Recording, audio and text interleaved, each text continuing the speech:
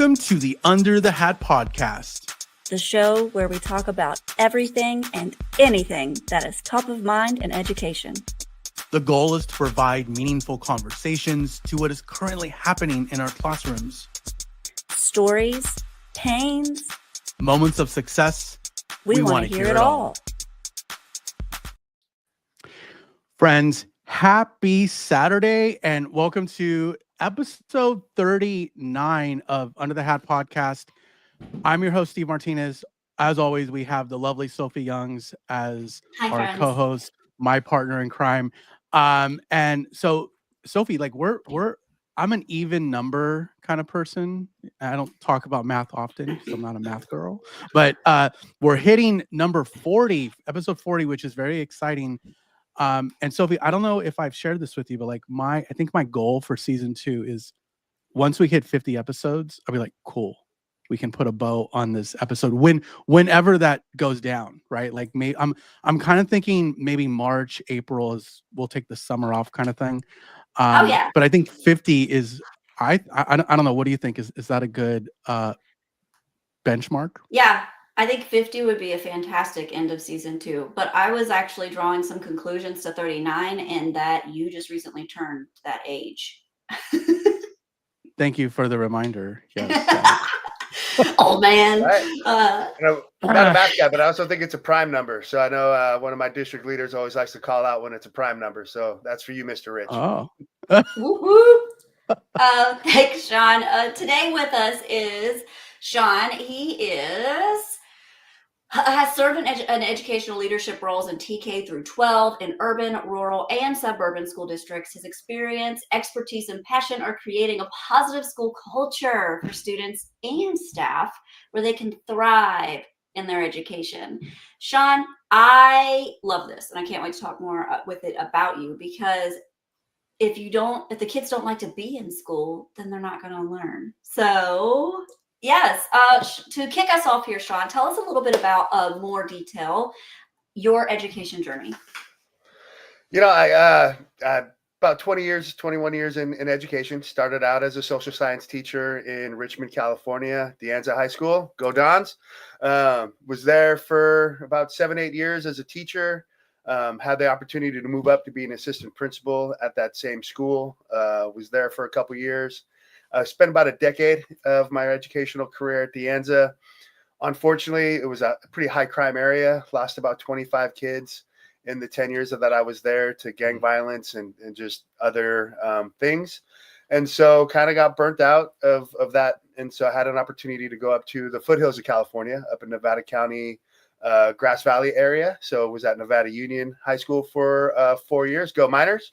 And then had an opportunity to go to Ready Springs Elementary School. And so was there for a year and then had the opportunity to come down to Modesto, where I was an assistant principal at Gregory for a couple years.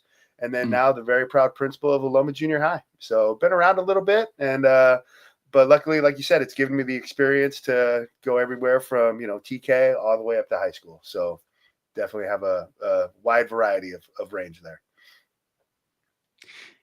Yeah, no, and we were trying to talk about this before we went live, Shaun, but like you diversifying, like you have that diverse background, and I would imagine those different experiences helped you in another context, right? Like we're kind of like that middle school, that'll help you, in a very powerful way if you ever end up in leadership or end up in a high school classroom. I'm sure you can speak to that, and and what your experience is. It's a great place to be, because like I see, having been a leader at an elementary school, I kind of see what the students are coming with, where they're kind of supposed to be, some of the trials that they have at the elementary schools with education and different programs and things that are coming through. And then from being at the high school, I know where they need to end up, right? And so, we were talking about this before, that I had a mentor tell me before that, hey, kids are a lot like concrete. And when they're coming out of elementary school, they're still very pliable, kind of wet, and you try to form them up into this sculpture, but they just kind of sag back down because they're just mentally, physically kind of not ready. They're just not there. But if you fast forward a little bit, when they get to high school and they're graduating, those kids are pretty solid in who they are, they're in their identity. And to try to change that, or to try to get a kid to change behavior, you're bringing out the chisel and the grinder, and you're really having to do some major work to get a kid to kind of adjust. It can be done, and people do it all the time. It just takes a lot of work to get the kid there. Whereas if in junior high, if you can take kind of that pliable, moldable student and form them up and get those solid foundation in the junior high years, then you're really kind of sending them off into high school to be just dried and cured, whether they can go off and be successful in college and career and everything else. So being in both ranges and really kind of seeing the important work that's done at the junior high level, it's an amazing place to be able to guide those students and staff into being able to produce just what I want to be, is really good humans. Yeah. I Yeah. love it. I so for those that are listening that maybe are not aware, like the district I came from is Shaun's district. So this episode's kind of anytime I get to connect with someone from my former district, for me personally, it's just super special. But I have been, on at La Loma. I've been on your campus, and I will say that from a culture standpoint, there's an energy there, and partially it has to do just with those kids have energy. But I think it's also, and I've shared this with a few of your teachers before, Shaun, where like a lot of that comes down to like the culture you've established there. I've been there in the morning. I've heard those morning announcements, right? It's complete fire, right? But one thing that I thought was completely innovative that, and I believe you posted this on LinkedIn, I believe, where you took like as a leader, here are my resources, and here is how I'm going to do something different to give more of the human touch as a leader. Because I've been to other schools, and sometimes like the kids or the parents, they don't even know who the principal is. And for you, and so I think you know where I'm going with this, Shaun. So you've done something a little different with how you're out and about at your school. Do you want to share what that is? And like, Yeah, I'd love to. Super eager to hear it. I'm a huge advocate of this. And so, and I was blessed enough to be featured on the local news. CBS 13 in Sacramento came down, did a piece on me. So it's really something that is dear to my heart, is the use of a mobile desk. When I was an assistant principal and a teacher, like when I was a teacher, I'd take my kids outside. Like we would go learn outside. We'd get them in a different environment, change things up. Anytime that I could, we were going out and doing something different. So I've always gravitated to try to just do something a little bit outside the box. And so as an assistant principal, I was never in my office. I was always out with the kids, visiting classrooms, being visible and present. And like you said, I always remember growing up, like I never really knew who my principal was. I had a great relationship with my vice principals. I had a great relationship with the yard duties, sometimes for things were positive, sometimes not so much, but I had a good relationship with those people. I knew who they were because I saw them every single day. They knew my name. I knew their name. And when I needed help, I had somebody to go to. And I was able to provide that as a assistant principal. I really felt that I knew my kids by their name, by their issues, what they needed. And if they needed something from me, if staff needed something from me, they knew where to find me, and then it was out and about. And just, hey, and they'd go to their rooms. A lot of flexibility to just kind of meet people's needs. And so when I became a principal, really, especially towards the end of my first year at La Loma, I really found myself in my office, and it was really weighing on me that I just didn't feel like I was being effective. My classroom visits had gone down. I felt like my connection with my staff had gone down. I really couldn't tell you who some of the kids were, and that really affected me deeply, because that's a fundamental piece of who I am, is getting to know my kids and my staff. And so just started to develop ways that I can get out more. And I use a mobile desk. I use a mobile desk 2 to 3 times a week. And I'm literally out in the hallway, different parts of my campus, talking to students, talking to staff, meeting with them in the moment. Teachers don't have to go to my office to find me. They don't have to make an appointment if they need something. They can talk to me right there. I have my resources. I can look something up for them if I need to. I can do my business while I'm still with the people that need me the most, and that's my staff and students. And so, like I said, I'm out there, rain or shine. It doesn't matter if it's 30 degrees outside. I got hand warmers. I'm going to be out there with the kids and with the staff just to be able to meet their needs, right? Because I call it trickle down culture, that if Mm. I'm in a positive space and I'm doing things positively and regulated and cheery and bringing the fire on the announcements every morning and just projecting positivity, and that rubs off on my staff, and then my staff is positive. Well, if my staff is positive and projecting positivity, they're in front of the kids, right? They're the ones that are doing that work every single day, making that impact on a kid. So if they're happy, if they're getting their needs met, if they want to be at school, that's going to rub off on the kids, right? And so, happy principal, happy staff, hopefully happy kids, happy parents, right? And so it's trying to just once again wrap everybody up and just, hey, this is a great place to be. Yes, things happen, but when they happen, let's address them and then move on and kind of just keep going.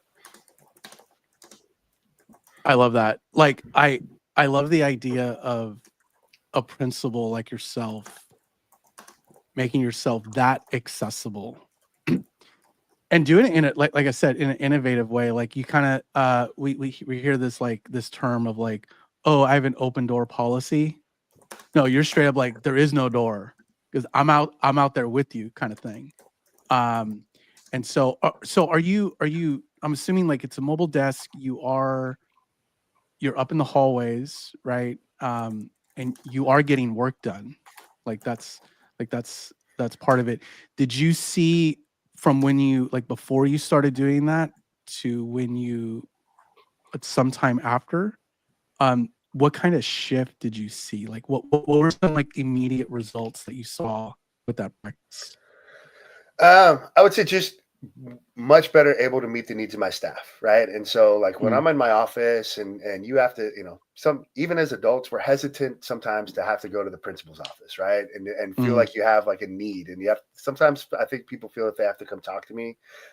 I'm going to judge and maybe feel like they're not as capable, or like nobody really wants to ask for help sometimes in our society. And it's like, but if I know that you need help, then I'm able to give you that help, and I try to meet my people's needs. I go and do what I call prep walks. And so, I know when my people have their prep, and I hope, some of them are probably listening and the cat will be out of the bag, but I intentionally show up when they're on prep so I can ask them, how are you doing? Oh, hey, you know what? Oh, I didn't know there were no kids in here. Hey, how are you doing today? What can I do to meet your needs? Like, is there anything you need from me in this moment right now? And when they say yes, we sit down, we talk, we have a conversation. I really try to get to know what's going on with my staff outside of work hours. I feel like most people have a strong understanding of how to do their job, and they come to work and they really try to do it really, really well. But sometimes it's that outside of stress, that outside of school, outside of work stress that really kind of bogs people down and affects them during their day. So it's like, if I know what's going on in your personal life, if I know you're having a problem outside of class, like I had a conversation with one of my teachers who, they were going through some issues. It was really bothering her. And I just came up with the system and said, hey, you know what? I'm going to come by a couple times a day. And if you give me a thumbs up, you're good. I know you're good. I'm just doing a classroom visit. I'm going to be there a couple minutes. I'm going to walk out. Nothing abnormal. If you give me a thumb sideways, I'm going to hang out maybe 10, 15 minutes just to be a resource in the room, circulate, talk to kids. But, I'm just going to be there a little bit longer just to give you that time to do what you need to do. And then if you mm, give me a thumbs down, it's hey, you have a phone call in the main office. I need you to step out for a couple minutes and take that phone call. It's nothing crazy, but they just really need to talk to you. Can you please, and I'll take the class, and I'm going to teach your class for a good 10, 15 minutes, or as long as you need to go do what you need to do. And I never would have had that opportunity if I didn't stop and show up on prep and have a conversation. It turned into a real emotional conversation. There were tears because there was something that was really meaningful to this individual that not a lot of people on our staff knew. And that if I didn't take the time to talk to her and get to know what was going on with her, never would have known, never would have been able to provide that support and that service to get them to where they can function and be able to teach the kids once again at a very high level. Because again, you meet the needs of the staff, they're going to meet the needs of the kids. The needs of the kids are being met. They're going to be able to perform in every measure. They're going to want to be at school, so attendance goes up. They're going to feel like they're learning, so their grades and their engagement are going to go up. Grades and engagement is tied to discipline. So kids are getting better grades. They're feeling better. Discipline goes down. And then once again, when discipline goes down, the staff and the adults in the room and the campus are very happy because they're not having to deal with those negative situations. So it's all reciprocal in my view. And the more you can treat people and get to know them and treat them with empathy, the better the school runs. Love it. I do. I love it so much. There were a few things that you and Steve have chatted about that I want to ask you about, because I have been, as I was a teacher. I was a teacher in middle school, and I've been in like 5 or 6 different schools in multiple classrooms, and I've been in schools as a coach and a teacher where the morale is just sort of like meh, and the teachers kind of don't really like to be there, and the students kind of don't really like to be there. And when new leadership comes in, they try to make this change, but the teachers are still jaded. The students are still jaded. In like 3 years, all those kids, because it's a middle school, they're going to be gone, but those teachers could potentially still be there. I read the Energy Bus back in the day, and they called them energy vampires. So have you ever come across these energy vampires that are still there, that are just sucking the life out of the school, and they're still sticking with their negativity? Have you ever come across them, and what do you do with them? Yes, I've come across them. I believe every school has that, somebody that embodies something like that. It just, we're all people. So their live life experience is their live life experience. It's what they went through, and have them be that way. I firmly believe that everybody wakes up in the morning and says, I'm going to do my best. And if you're a teacher, I don't think you're waking up in the morning going, how am I going to mess up my kids today? Right? You're coming to school, you're coming to work, and you are giving your best, the best of your ability. I firmly believe that. I believe in the best intent. So if I believe you are coming to school to do your best, it's my job to help you do that. And sometimes it's very face-to-face conversations of, hey, how did this happen? Why did it happen? And we can't do that again, and try to coach better behavior. It's still meeting their needs, right? Because especially in my view, if there's somebody that's against administration, it's because somebody in administration has harmed them, right? And so it may not have been me, this guy in the shirt and tie, that caused that negative experience in that staff member's life, but it still happened, right? And I'm a representation of that individual or the system that hurt that individual, and so I don't take it personal. I 100%, I understand. We all have a job to do. What do I need to do to help you do your job to the best of your ability? Whether or not we get along personally, it doesn't matter. And it shouldn't matter whether or not, you like me or I personally like you. That's a moot point. Can we work together to meet the needs of our kids? If we can come to that baseline of we're here to do what's best for kids, then everything else doesn't matter. We can work on it. We can have conversations. We can move forward when negative things happen, because once again, we have that base understanding that we're doing what's best for kids. Your way of what you think is doing best for kids may be a little bit different from mine, but as long as we have that foundation of best for kids, we can move forward together. Now, if we can't agree on we're doing this what's best for kids, that's a completely different conversation. And then those are much more difficult conversations. And sometimes it's, coaching people out of the position, because it's just, once again, we're there what's best for kids, right? And if somebody has truly lost that spark, then they're not doing what's best for kids. It's probably not what's best for them, because they're probably not very happy coming to work. And so is there a transition? Is there something that we can do to help that person get to a better place in their life, right? Because if you're not happy coming to work, that's where you spend the majority of your day. It's probably not leading to other things going on in your life that are making you not very happy. And it all comes down to that root of, hey, I'm just not happy at my job anymore. well, what can we do about it, right? Because we can't continue to harm kids if that's what's happening. So we have to find a way to move forward. Yeah. Yeah. And we've talked about this before on this show with other leaders of like, you know, when a principal comes through your room, and for whatever reason, kind of like you were talking about, Shaun, like previous life experiences, they have a certain mindset of, oh, my principal is here seeing what I'm doing wrong or judging me, or like, ooh, it's a impromptu evaluation now, right? And I heard that a lot at my school.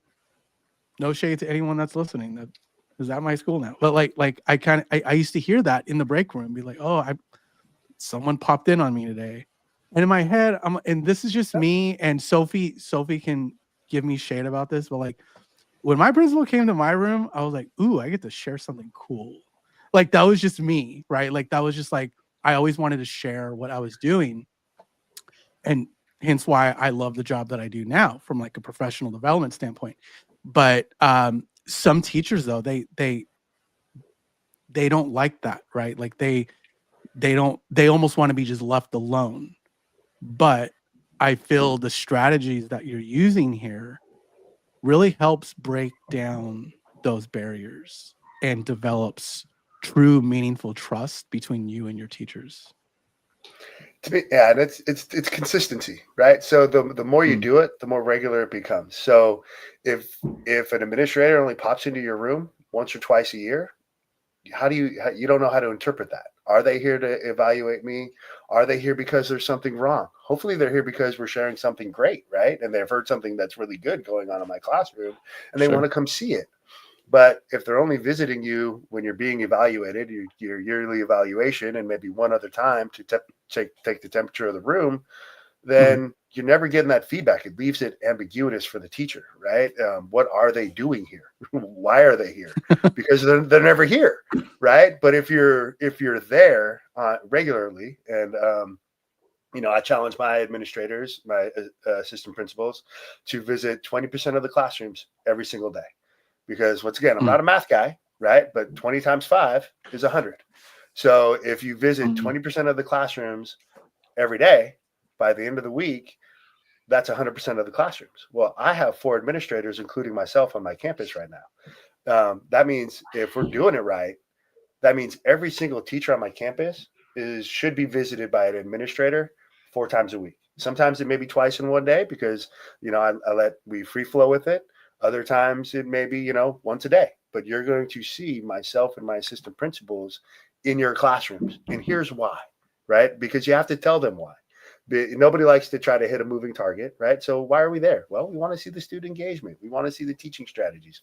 We want to be able to call out these amazing things that we see people doing in the classrooms that as teachers, you don't see because you're not out of the classroom, right? So then we can share some of the great teaching strategies, share how to do that strategy, and then those strategies spread across the campus because they're good for kids, right? And so the more we're in the classrooms sharing the positivity that we see and giving feedback to staff, the more regular it becomes. I think my staff this year has already done somewhere up to 500, classroom observations where we just go through. We're there 2 to 3 minutes. We're looking for student engagement, whether they're using kind of the board adopted curriculum or some other types of materials, and then leaving some feedback to the teacher, either some positive feedback, asking a question like where they're going with that lesson.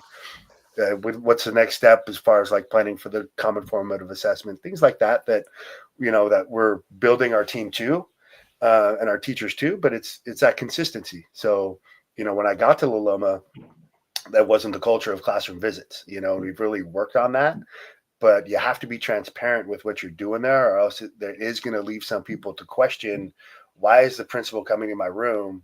And especially if you don't leave feedback, you're really leaving them like, what just happened here, right? Why did they come in? They didn't say anything. They didn't leave me any feedback. What's going on, right? And so I think the more transparent we are as leaders, you break that down, those barriers, and you make it more regular, and it becomes just part of the culture where people now, if I don't make it around, people will call me out and say, "Hey, Mr. Hurtado, like I haven't seen you this week. What's going on?" And it's yep, okay. I'm either the very next period or the very next day. I'm in your room because you're right. I made a commitment to be in every classroom every week. That's amazing. It's amazing. And I was a district coach, and I loved just being able to go into classrooms and just see what they were doing that was really cool so that I could share it. But there were so many teachers that had that previous trauma from their past where they thought I was going to evaluate and tattletale because of not me. I didn't prove that that was going to happen, but someone before me, someone else.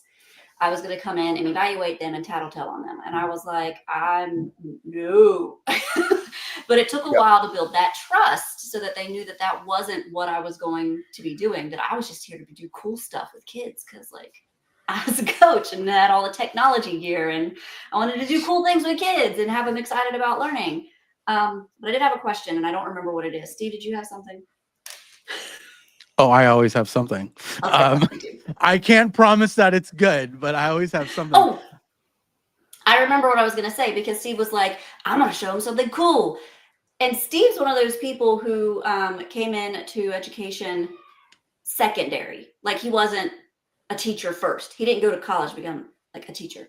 And I wonder if that is a pattern because I've been interested because I see a lot of people that are coming into education as a second career being like, oh, come and see, check out what I'm doing. And other ones like me who did not do that, I went straight into teaching where I'm like still hiding from the principal because I'm still afraid of the principal. So like Steve already has like that confidence built up and I didn't. So how do you like, are there any extra steps of that not confident person? Interesting take. I mean, I was secondary to teaching too. I was actually construction management before I got into teaching. So it was my second career as well. Short-lived construction management career, but was still there. I really always try to lead with something positive, right? And so the first probably month and a half when I'm visiting classrooms, I'm telling you nothing but positive things I'm seeing in your classroom. There's no constructive criticism. There's no, hey, have you thought about this? There's no, I didn't see these aspects of what I was looking for. It is, this is what I saw that was positive. And thank you for doing it. Just keeping it very complimentary to my staff because you're in that time when you're building trust, and nobody wants to, especially with a young teacher, the first time the principal comes into your room to get blown up on something you didn't do, right? Because that again frames a lived life experience, right? So me, when I have a new teacher, even a veteran teacher, that first interaction is a big one, right? And so if I'm front loading you with positivity, you see me in my day-to-day, you hear my announcements, you hear I run things, you start to talk to other staff who have been there maybe a couple years, and you start to paint a picture of who I am as a leader because of the experiences you have and the information you're picking up on me, just like I'm doing the same thing as a leader. Those micro moments that we have, what I'm seeing in the classroom, what I'm hearing from my other administrators when they're walking through the classroom, helps me paint a picture of what we have as far as the talent of that teacher, so we're kind of working on each other and evaluating each other. But the more positive I am and calling out the great things that you're doing, because everybody is doing something great every single day, then you build that trust and that rapport. When you come in and you say, hey, have you thought about this? It's not seen as a negative right away. It's, oh, hey, you know what? They've seen the good. Now they're trying to make me better. Yeah.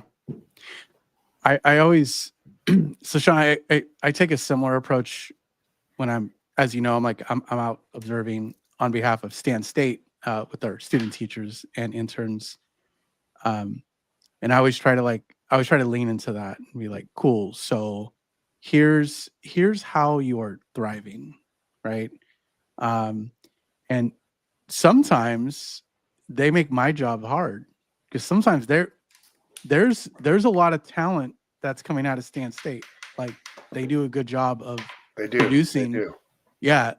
And I mean, I don't know, I'm biased. Like I came from there too, right? Like, but but they do a good job of preparing for the most part, right? Like and so the things that I really love your take on, like, cool, but have you thought of this? Because I kind of do like a similar thing, or sometimes like they're doing things, but they don't realize the name of what they're doing. Like, oh, you're doing the jigsaw method right now.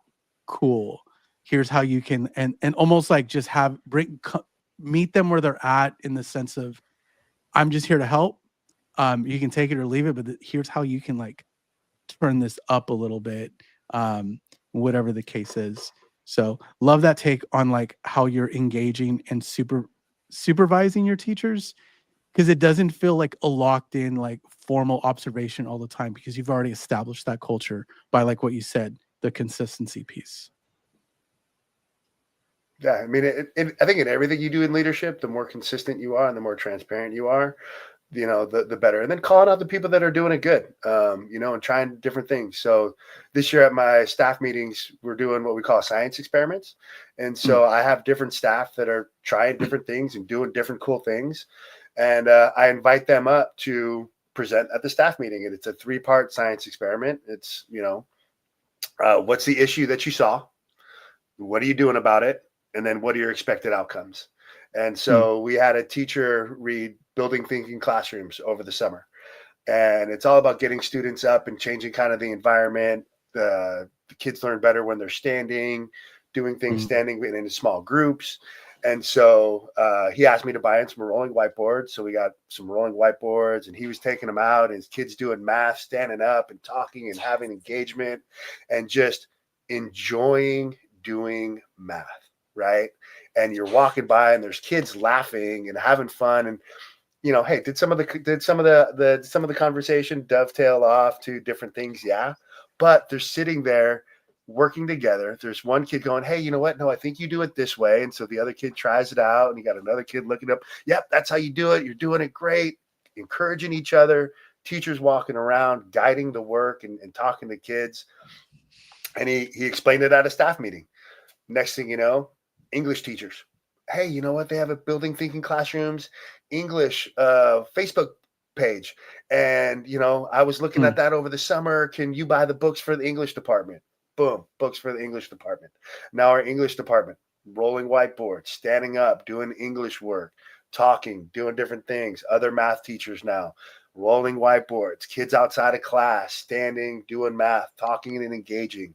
It's one little thing that one teacher did that we called out that was a positive, that is starting to spread and completely change the way that instruction is done on my campus, because you turn the wheel, right? This is what's going great. Other people want to be seen doing great things. It takes off, and it takes off like wildfire, right? And so it's, once again, it's opening up that trust to, what are you doing differently? How can I support you? And then opening it up to other people to take on the challenge. And it's so important that a leader actually takes the time to highlight those things to the rest of the staff, though.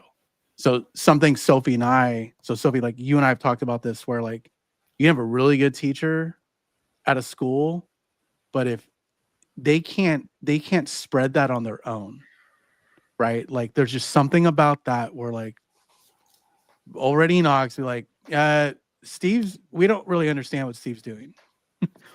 But it's cool, but we know that we can't do it, when they very well could have, right? And maybe they didn't want to, and that's maybe a different conversation. But if you have a leader that almost underscores the importance and the effect size of that work, then it gets received that's a whole different type of messaging and where it's coming from, and really has better outcome in terms of how it spreads. Mm-hmm. It's coming from internal, right? So it's something that their colleagues are doing that is getting good outcomes, right? And everybody wants to again, we're coming to do the best for the kids. Everybody wants their students to have good outcomes. That's why we get into teaching. That's why we get into education, is to help our kids. So if a teacher is doing something amazing, right, and they're working in that silo, that old school, hey, I'm in my room, I'm doing my thing, you know, that's why I'm a huge believer in the PLC process and sharing those ideas, and not just in our departments, right? But hey, how do you get now what's going on in a department out to the rest of the staff so they can adapt it and do what they need to do to meet the needs of their kids, you know? And it's like I said, it didn't come from me. It was teacher came and talked to me about it. Big shout out to Mr. Went.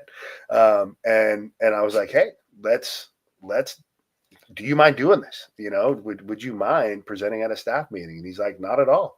And he came up and it was, I think, a 2 or 3 minute conversation where it was, this is what I'm doing, this is how I'm doing it, and these are my outcomes. And if you want to know how to do it, he held up the book. I offered to buy people the book, and it just spread, you know. And so it's been one of those things that's been really good to watch because, like I said, it's been taken up by a majority of my staff, and it's changing the way we do things. So good. I'd like to just move back to kind of a conversation we had earlier, though, about so there's 4 principals at your school, including yourself. That's pretty commonplace in Modesto City schools. For those that are listening, like that's the scenario I had as a teacher at my high school. But this could look different though at a different district in a different state, different part of the world, let's say, where some schools maybe they don't have, I don't want to say the word luxury, but like they don't have the situation where there are 4 leaders, right? Breaking up some of that work, like you talked about, like, you know, the 20, everyone does the 20, 25, that's 100%, right? Or at least close to it. So do you have any strategies when you feel like the bandwidth is not there to be that present for your staff? Or because we know all the other responsibilities that come with leading at a school. Well, and that's where that TK8 experience, because that elementary school that I was at, I was a solo building principal, so I didn't have any other administrators. It was me, my attendance clerk, and my AA. You know, and we were out there doing that work with just the 3 of us. So big shout out to them as well. Way to go, Ready Springs. Always love you. And so it's really, I feel you got to take care of yourself as a leader. Okay, we give. I think having and carving some time out for self-care is paramount. It is the number one thing because, even when they say when the plane is going down, what do? You put the oxygen mask on yourself, right? Because you can't help other people if you're not helping yourself. And I know for a lot of people, that's not a natural thing, but I really try to make sure that no matter what's going on, you're taking some time for yourself, whether that's getting up in the morning and working out, if that's your thing. I try to take a walk around the block at least like once a day, just to decompress during the day, maybe put on some music or a podcast or something and just detach from my work for 10 minutes. That's all you need is 10-minute refresh, and then on my way home, I talk to my wife, I decompress. I do have people that I reach out to and then I contact. Like if I'm having a bad day, it doesn't mean I'm not human. It happens.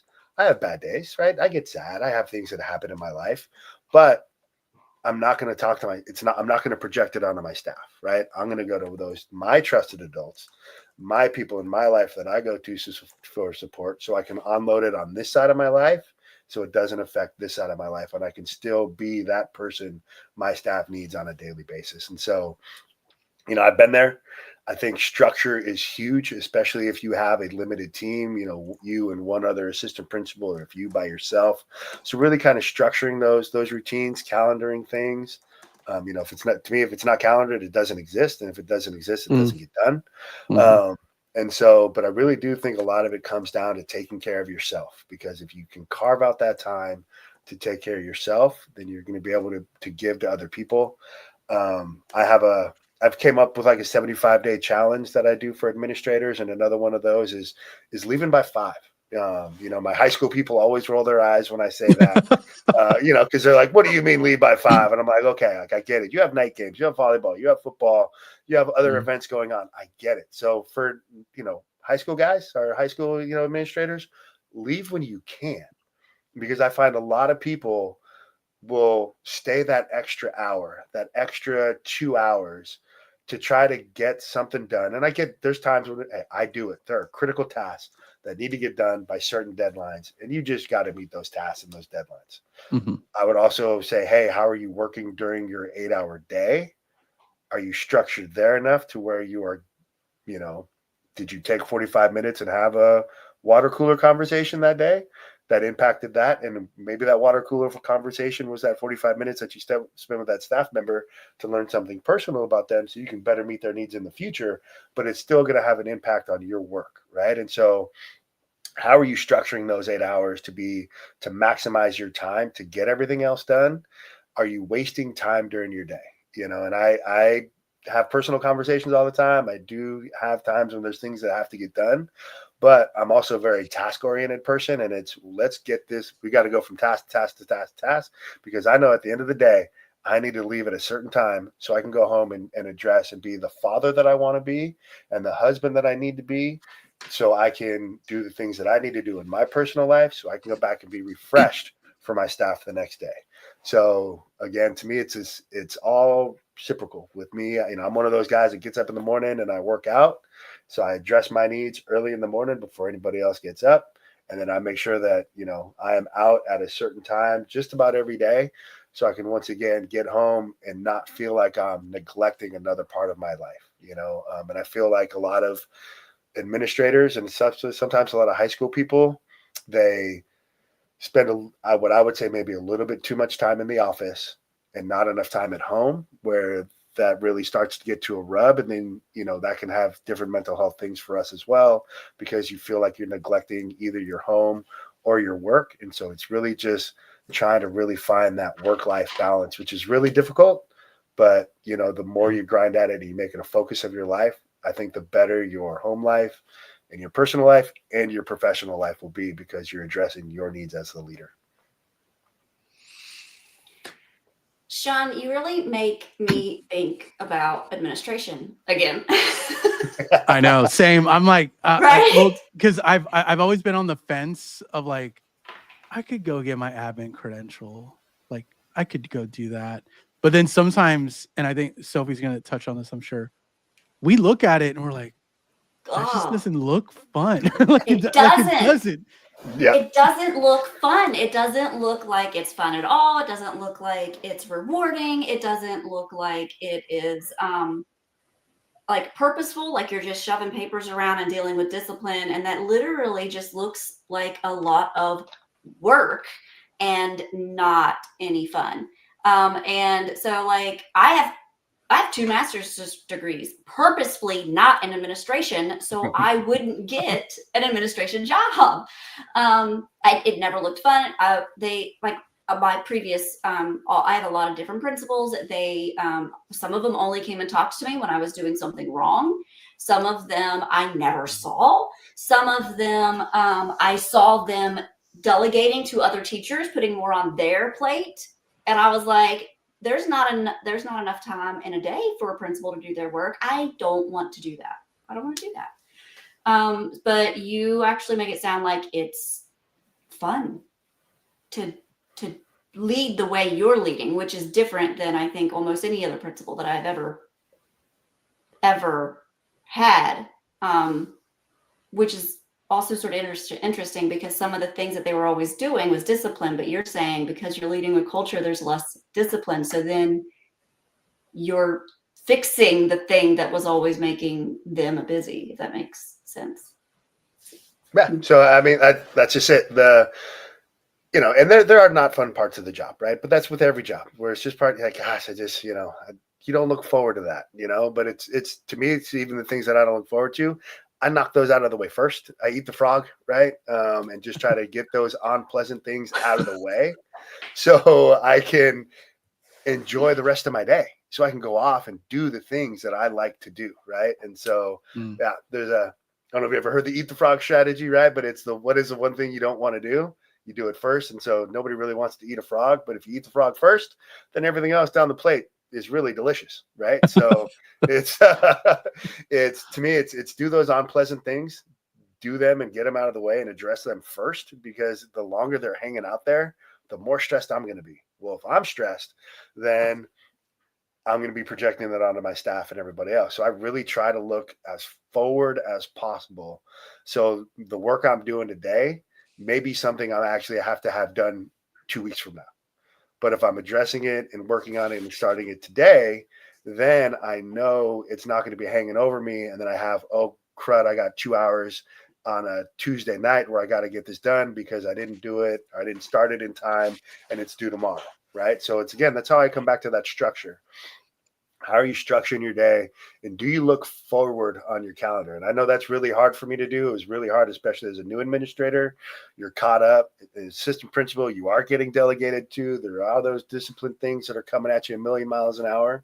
But it's when you have that time, are you looking forward and saying, okay, hey, even if I spend 5 minutes on this now, that's probably going to end up equaling 15 to 20 minutes down the line, because I'm doing it incrementally. So, there are, like I said, there are things that you got to kind of jam through and get done. There's things that if you are structured, you can look forward and start to do incrementally, but that's, again, and then just having the fun. Like, it's, especially we're not doing rocket science. It's not brain surgery.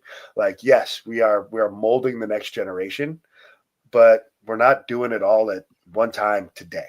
Right. So what can we do to have some fun?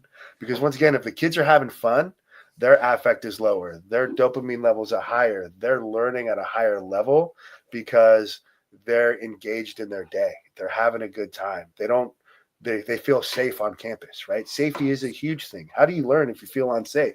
How do you teach if you feel unsafe, right? So really addressing those cultures and those barriers to safety, and to really allowing students, and especially junior high kids, because they're 12, 13 years old, they're kids, right? We know they're going to mess up, but they're still out there. They're still out there playing tag sometimes, right? So you have sometimes this elementary mentality in sometimes a high school sized body that you're dealing with, but they're kids.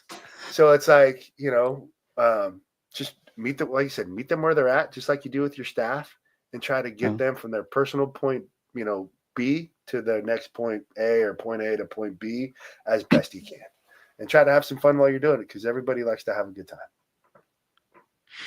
Love it.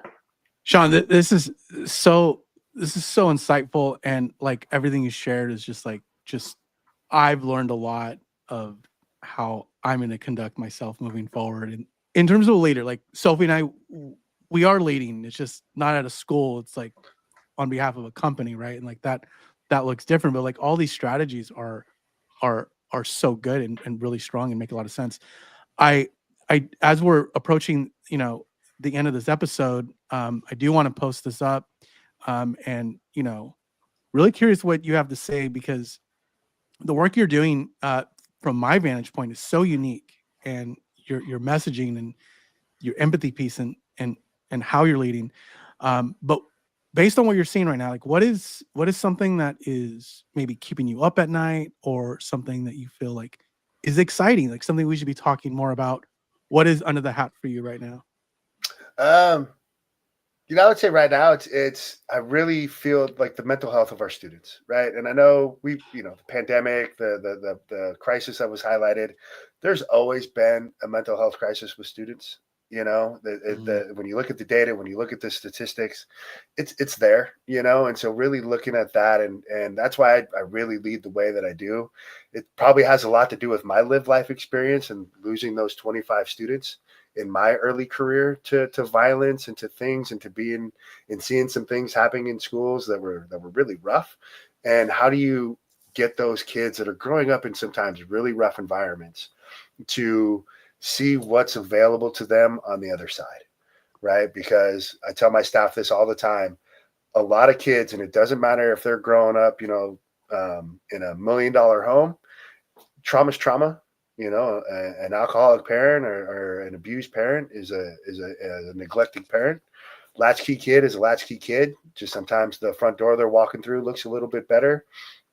And sometimes, kids growing up in really impoverished areas have parents that are doing their best and really ingrained in their kids' lives. And it's not their fault. It's kind of sometimes just the conditions that they're under. And so how do you meet the needs of those wide variety of kids? And it's really addressing that mental health with our students, with our staff too, but just really mental health is a big thing with me right now. And just kind of meeting the needs of kids. Social media, it can be great, but it's also can be a huge detriment to our kids and society in a lot of ways. So how do you help kids navigate that? Because it's not going anywhere. You can't get rid of it, right? So how do you help them navigate that in a productive way to be, productive in what it can do for the positives of society as well? Yeah. No, it's all those are all fair points. And Sophie and I, like, we're always having that kind of conversation of, like, how are we taking care of ourselves, mind, body, and soul, right? um and yeah, definitely, like, we need to be more purposeful with how we're having those conversations and those strategies with our students. And so that's really solid. I do know, Shaun, that we're kind of going back to, like, how you're leading. um More people need to hear how you're leading your story, and kind of, like, your the work that you're doing in your district and at your school. um are you speaking at conferences? Is this something that you're sharing? And where can people find you? Yeah, so I mean, I'm an avid LinkedIn user, so you can look me up on LinkedIn. I post, probably multiple times a day. Try to share as much as I can there about my philosophies and just thoughts on leadership. I do conferences, so I'm actually going to Austin, Texas, in February to speak at the National ESSA conference, or Title I conference. I've done the Student Mental Wellness conference in Anaheim, the state conference there. So really Mm, just trying to get the message out there. I do professional development for districts as well. So had the pleasure of being in San Jose last year a couple of times, working with their administrators on school culture and my thoughts on that. Been able to work with AXA and that group to work with Stanislaus and San Joaquin counties, mm. and doing the mini conferences and the conferences through AXA and the state AXA program. So just as much as I can get the message out there about what I'm doing, and my philosophy behind it, the better. I've written a couple books that also kind of explain what I'm doing and why I do it. So the Leading with Culture, you can look those up on Amazon if you want. I got a couple different books. One, Leading with Culture, the building schools that all students want to attend. That's a lot of my thoughts around school culture. And once again, things that I've shared here today about making it so it's a place where our staff and students want to be. Then I have done, like I said, the 75-day challenge, where it's 7 actions, 5 days a week that any administrative team can do to get guaranteed outcomes and positive outcomes for your staff and students. Then I wrote a little guidebook that goes along with that. You can go to my website, ShaunHurtado.com. I have a free download of that 75-day challenge if anybody out there wants to do it. And if you complete it, it's a doozy. So if you complete it, you need to let me know, and we'll get you something for that, for sure, because it's hard. It's one of those challenges that I guarantee you will probably come up short at one time. It's more of a goal, but if you can do those things, and if you complete this full 75 days, you got to let me know, because I've done it with my team, and the outcomes have been tremendous on our staff and students. And some of the positivity that we've seen is, I think, directly related to my administrative team taking on that challenge to meet the needs of our staff and students. And so over the last 2 years, we've been voted, best in Modesto. Last year, we received the gold award for junior highs in Modesto. So that was all junior high schools. This year, we took home the silver award as best public junior high in Modesto. Our Lady of Fatima, that's a K-8 school. Love you guys, but I know you have the Mhm. voting power behind you.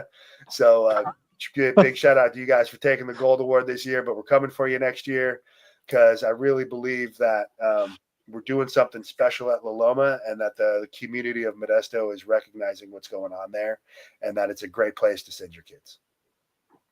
That's amazing. Yeah, I will, for everyone listening, watching, um, I'm gonna have all Shaun's links in the show notes, so that way, you can check out what he's doing on his website, the books he's written, where he's headed. And because, again, I just feel like this is super important work that is beyond the one strategy or the tech tool, or, like, it's something that I would venture to say, like, all leaders need to be really evaluating how they're leading and how it's impacting everyone else around them, including like family members, right? So Shaun, thank you so much. This is a whole lot of fun. If we ever get a chance, we'll have to do something like this again. And it's always a pleasure to run into a Middle City School person. You all have my heart, and just continue to do that work, man. Like it just sounds like you're doing an amazing job out there. Well, thank you guys. I appreciate the opportunity. You guys keep rocking it as well. It shows like this that gives people like me the platform to get our ideas out there so other leaders can, know what's going on, right? We're students too, right? Be a student of leadership, learn what's going on out there. That's how I changed. I wasn't always this way. People, if you were to talk to some people that I was at the Anza with, they're like, man, he's a completely different person because I've grown throughout my career. Right. And so, it's what are you doing to grow? Because our business is growing, right? It's not going to be the same in 5 years as it is today. In 5 years from now, I better be doing something different, right? If I look the exact same as I do 5 years from now, leading my campus or leading my schools the exact same way that I'm doing today, then I'm probably not going to be as effective because the job is going to change. And so hats off to you guys, right? For the Under the Hat podcast and people like you for getting it done. I read a stat one day that if you have over one podcast, so the majority of podcasts have one podcast, that I think you're in the top 5% of all podcasts in the nation. So for you guys having a goal of 50, that's really going to put you up there in that kind of upper echelon. You may not even think about it, but you're already there. So keep doing the great work that you guys are doing, because once again, it gives people like me the platform and you guys the ability to highlight all those positive things going on in education, because unfortunately, sometimes, people just spotlight on the negative, right? And if you spotlight on the negative too much, you really think there's a lot of problems in public education when there's things that need to be worked on and tweaked. But if you're doing it the right way, it's still a great way to meet the needs of your kids. Love that. Love that positivity. Shaun, thanks again.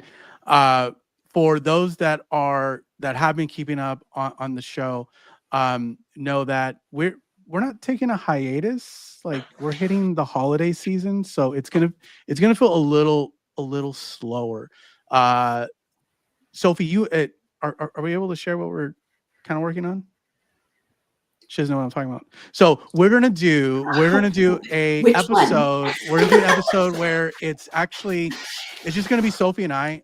It'll be somewhere around the Thanksgiving holiday. We're not sure when or where. I might fly to West Virginia for this. I'm not sure. But we're That's just gonna do. impossible. We're gonna do just an episode of just the gratitude, the positivity, maybe reflecting on previous conversations, just to mix things up. And so things will be a little slow. I think we have one guest in December, but the top of the calendar year, do expect, we have some good content, some good guests that are willing to come on. So just be aware of that. And also, Sophie, to highlight and underscore maybe all of the wonderful things you have behind you.